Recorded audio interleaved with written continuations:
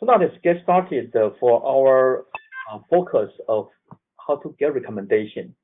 So as the overview video shows, there are two ways of using GrantForward. One is by search, and the second is by recommendation. So let me assume that you already have an account. So I already logged into GrantForward, and if not, you should sign up for an account, and let me show how you could sign up that. Okay, so let me log in. So now, if you do not have an account, you should sign up. Click on the sign up button here at the upper right, and then interface, a form will pop up. You will be able to sign up for an account with just your institution email address, and then the system will accept a confirmation email. Then you will have an account. For all the functions we are going to discuss today, you will need to know who you are, and therefore you need an account to use that. Okay, so let me now log in.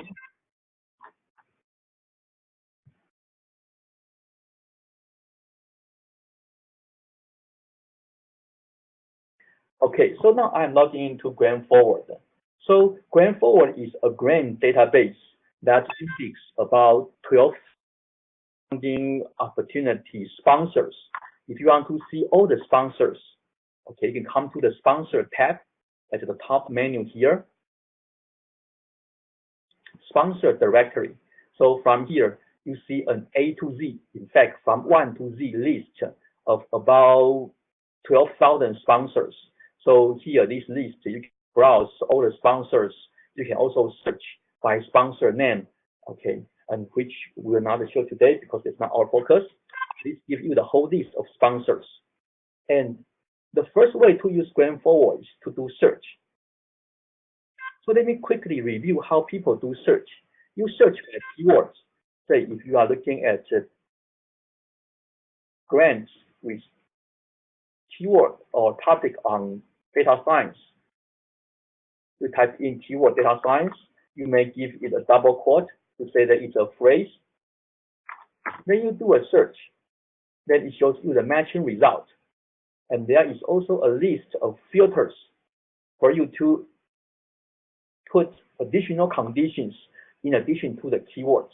So this is the first way of using GrantForward to exploit the big database of grants. However, this is only one part of GrantForward. And this may not be the most easy way to use because you need to have time to come to the system to actually issue the keyword to do the search. So a more popular way is actually to get recommendation from the system. And that's our focus of today's webinar.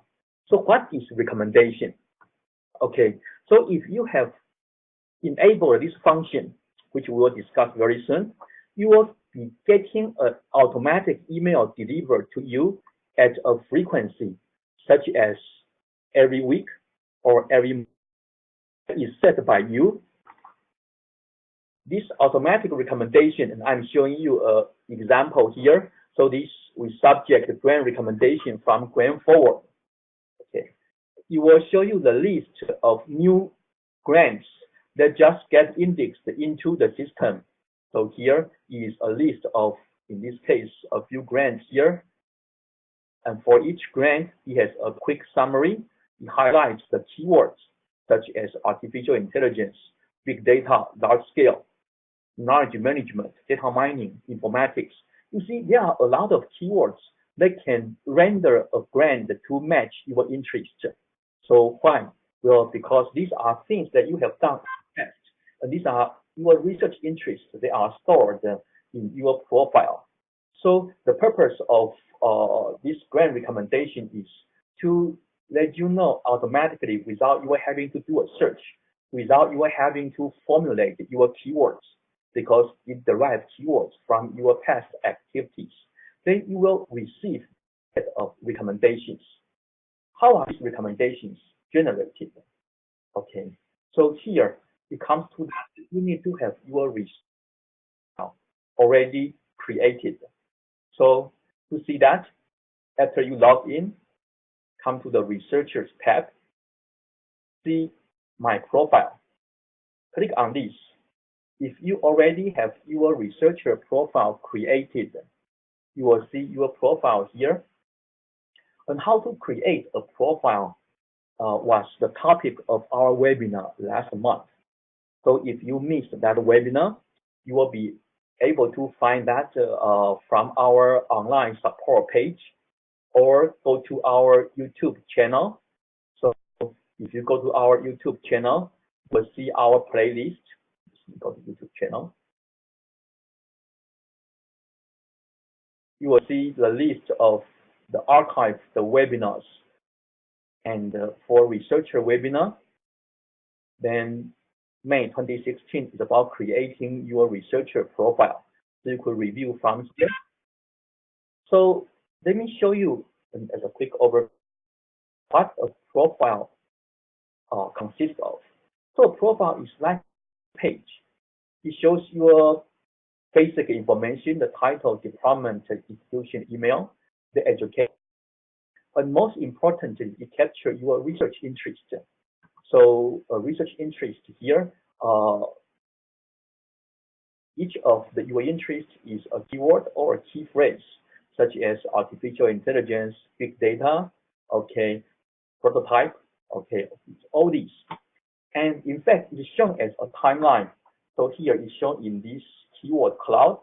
The bigger, the more important. And then the year is now at 2016. This is a snapshot of what this researcher is doing currently. And if you go back in the timeline, so you see, well, the keywords are different because this researcher was doing something different a few years ago.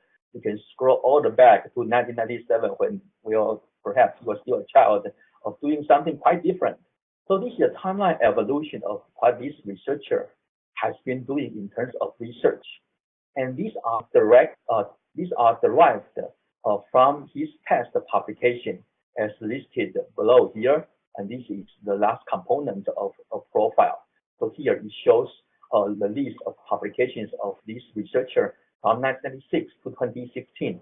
And for each publication, it says where this publication was found. Okay, so you see this is the source where that publication was found. And this is also where how you would create your profile. You simply specify where your publication is discovered from online or from your CV or from your online directory of institution. So all these are possible sources. Okay, so let me come back to here. Okay, so with such a profile, the system will be able to understand what your research interests are and therefore generate a recommendation. And in the system, there is a page under grants, you see recommendations. This is the page specifically that displays your recommendations and also a place for you to customize your recommendation. Okay, so now in this page here, this looks very much like a search page. You see, it has a list of matching results. And it also has some additional filters. The only difference is really that here you do not have a keyword input box. Well, fine, because the keywords are now represented by your research interest as derived from your research activities, your past publications, and therefore you do not need to manually enter your research keywords as search input here. Okay. So now the topic of this month webinar, we are saying how do I customize, how do I tailor recommendation that is sent to me. So if you find this list that there are entries that do not look like quite relevant to your research, how would you customize that? Okay, so there are two steps of doing this. So number one, you want to make sure that your researcher profile is up to date, in particular, interest should really capture why you are interested at this moment. So first, we will show you how do you actually edit your profile. Okay, so now I'm going through the process of editing your researcher profile. Particularly, I will focus on research interest. This editing process is very similar to creation process. It's very similar to creation process. 3 steps. The first step, okay, is about the basic information, the email, the name, title, and so on. So this doesn't change. So let's go on to the next step. The next step here is about your research interest. So your researcher's profile could be created by yourself, could be created by your assistant or the administrator at grant office. Could also be created by us if you require us to create this for you. But in any case, you should have specified the interest source of where to get your publications list. 3 ways. Okay, you can either specify a publication web page, you can upload a CV, or you can manually copy and paste the citation, the list of references into this window, and therefore the system will extract your research interest. So some example page that you can use as input. So for instance, this page is a pretty listing of publications of one researcher. Okay, if you have such a page, you can simply copy and paste the URL. Okay, or in other online service such as Google Scholar, you see the page of a Google Scholar profile. You can also enter this to the system, and the system will extract publications from here. Okay, so if you have other source, say this is an online directory of faculty listing, which often also contain publication information, we can also take this as input to create a lot of profiles for your department, for your university. But with all these created here, let's go. Okay, so now coming back to the profile, this list of keywords, we say. So this list of keywords here as derived, they may not truly reflect your current research interest because they are derived from your past publications and your interest amount. So you want to examine this list and uncheck some of the keyword phrases. They are no longer relevant to you. So here I look at, I may unclick event detection. I may unclick, let's say, this finding ways, this design rationale. Okay, so you could tailor what kind of grants will be recommended to you by tailoring this list. And if there are new research interests that you have not done past research yet, you may not have publication. And here you can enter keywords. I've entered informatics. I've entered the big data for this researcher. You could make their weight to be very high. Okay, and this way you will be able to add new keywords that did not appear in your past publications. This will represent new activities you are pursuing. So this page is really the most important part of tailoring what kind of keywords will be matching your publication. And you want to make sure that these keywords are staying up to date, reflecting your research interest. Okay, so now the last page, this information shouldn't change. The extra information such as education, biography, picture, homepage. And in the end, you see this choice of receive recommendation emails. You can check this into receive recommendation every day, weekly, or monthly. Recommend that you set this to weekly or monthly so that you get a timely notification, but not overly frequent for new grants. Okay, then you save this profile. It will be updating for changing the keywords or extracting the publications specified. Okay, so this is the first step of customizing your recommendation. In this step, you are adjusting, editing your profile so that the keywords are updated. But keywords control only one part, the topical part of the matching grant. Okay, there are other conditions that might be useful to apply. So let me go back to the recommendation page here. So you see, now I have adjusted my keywords. You should see your keyword change after you adjust this. But you may want to apply additional filters because a grant is not just about keyword or topic. It may be something about the sponsors. You may have a list of sponsors that are very interesting to you, and you are monitoring. You are only concerned of grants coming from this sponsor. Say, I want to be focusing on National Science Foundation. Okay, so I could add this.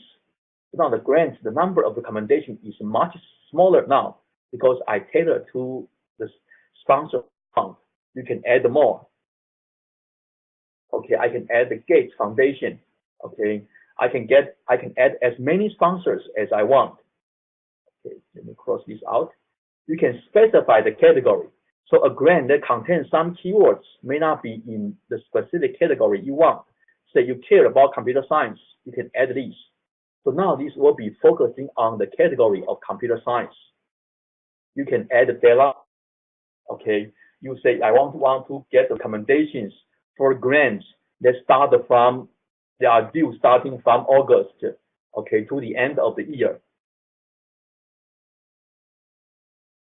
Okay, to December 31st. Which is another way to tailor your recommendation. Let me clear that. Okay, so the next filter status indicate that I want to be focusing on grants. They are still active, which means open with a deadline in the future, or continuous, which is still open but it doesn't have a specific deadline, or closed. Our system also archives grants that are expired in the past 18 to 24 months. So if you check closed, you will also get notified about grants that just get expired. But typically, you want to focus on just the active ones. The next filter is interesting. If you want to focus more on bigger grants, say only grants that is 100,000 or and above, and maybe all the way to 1 million. Okay, update search. So now this will be grants where the per award amount is within this range. You may want to add a sponsor type. Say if I only want to focus on foundations. Okay, now I get a lot of fewer results for my matching query. Okay, so let me set this. Okay, I get more results now. So you could specify the type of sponsor you want to focus on. Say if you are a foundation guy, a corporate guy, okay, then this would be filter you will search, you will set here. You can check this. Okay, so for grant type, for instance, suppose you are a faculty, so you do not about doctoral dissertation completion award. So you care about only award prize or research or workshop and conference. Okay, so by specifying this, now you have a scenario more like for the grants that targeting at researchers. But if in contrast, if you are grad students, so you want to look at maybe doctoral completion award, fellowship, internship, okay, maybe training, travel. So you will be looking at a different type, a set of different types. Okay, so these are the type of grants. And the next is geographic eligibility. You may not want to get a recommendation about grants that your location cannot apply. So to specify, say, your home location. So clicking on this marker icon, the system will automatically identify your home location. And in my case here, I'm speaking from University of Illinois, and therefore clicking on that, I get it to specify to Illinois, Champaign-Urbana. You can add more locations. If you have affiliation with California, with Maryland, Okay, these are also the places you want to see. So you can tailor this so that you see grants that match your location. Some grants do not specifically specify which location of focus. It's like people from anywhere in the U.S. can apply. So you want to include that as well. So with this check mark here, you will include all the grants but specify the limitation on the locations. Okay, the next two filters. The first one is on submission type, whether your submission is limited like this. If you are a administrator, you often are interested in seeing what kind of grants are limited to in certain ways, such as each institution can only submit 2 applications. So setting this filter will let you know about specifically this kind of limited submission. And finally, depending on your status as an undergraduate, graduate student, or international or early career investigator, so some grants specifically targeting at this type of applicants. So if you check on this, then you will get grants that are more specifically for your type of applicant. Okay.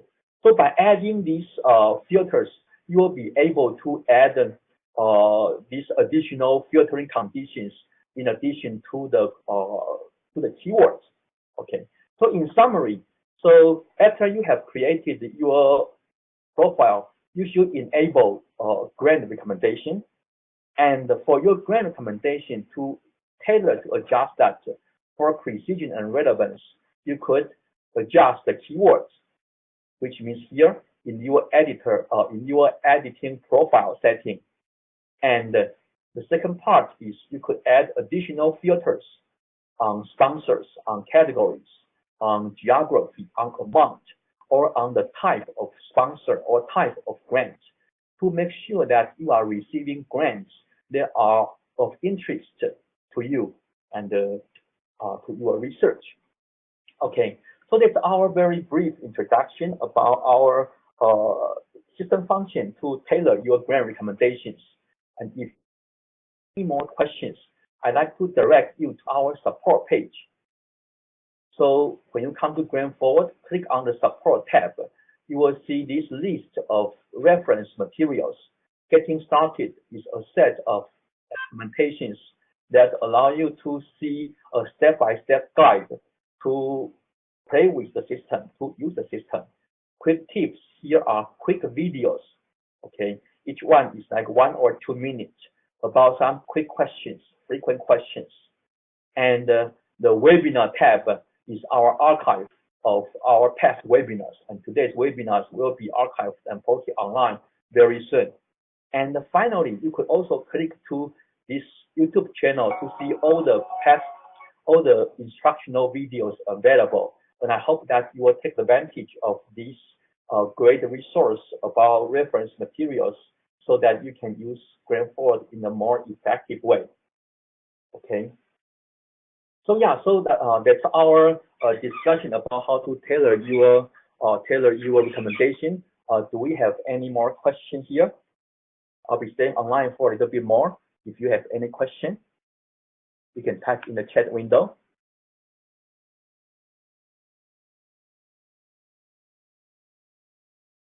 Okay, so if you have no more questions, then we will conclude here. Thank you very much for your participation. I'm glad that you find this useful. If you have any more questions, you need to write to us at the support@grantforward.com, and we will respond to you. And we'd like to hear your suggestion in any way. Thank you very much. Have a great weekend. Bye-bye.